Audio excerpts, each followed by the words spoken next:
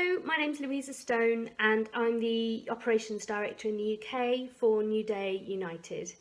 And Mike Davis, who is now one of our esteemed trustees, has asked me to just share some thoughts. So just wanted to take you to Jeremiah 17 and share some of what's been going on in NewDay in this time.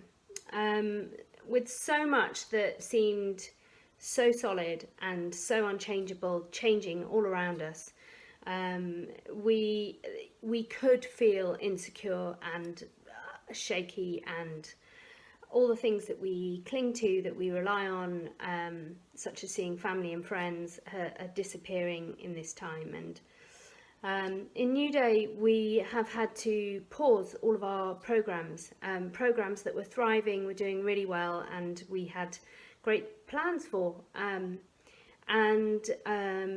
We had to make an announcement to our team and to our beneficiaries to that effect, with no date for a restart.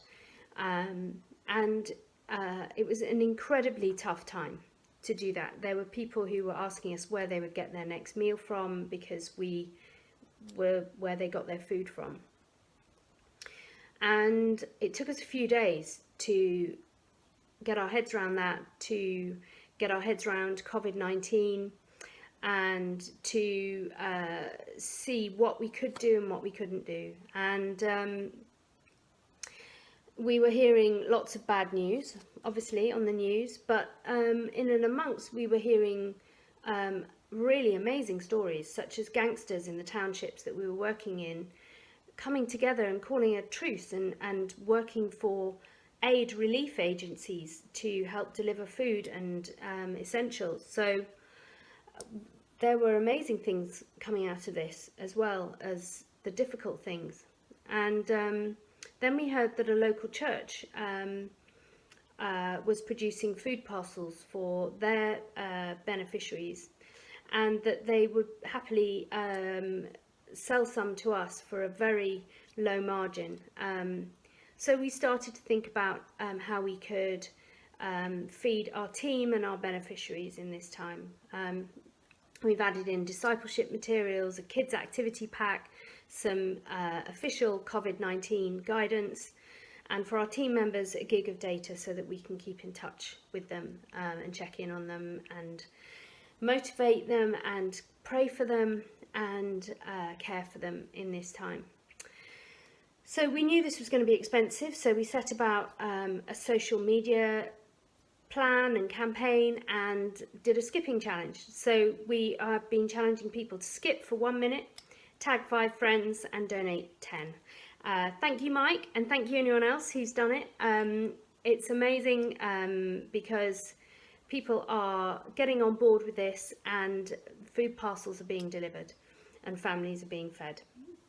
And the passage that I kept coming back to in this time was Jeremiah 17, verse 7 and 8. But blessed is the man who trusts in the Lord, whose confidence is in him.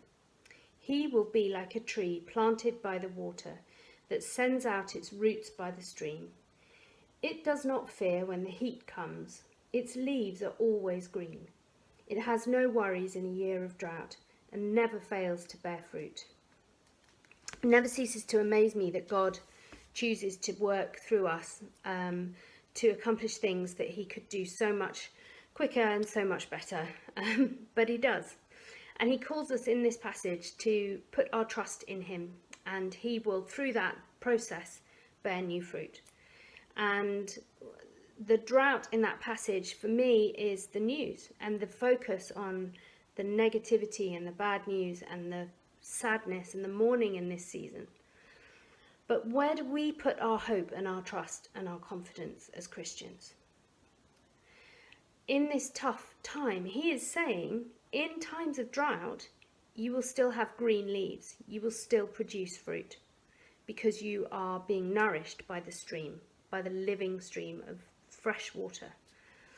And that absolutely spoke to me in this difficult time, as a call to what was going to be the fruit in this season and the seasons beyond.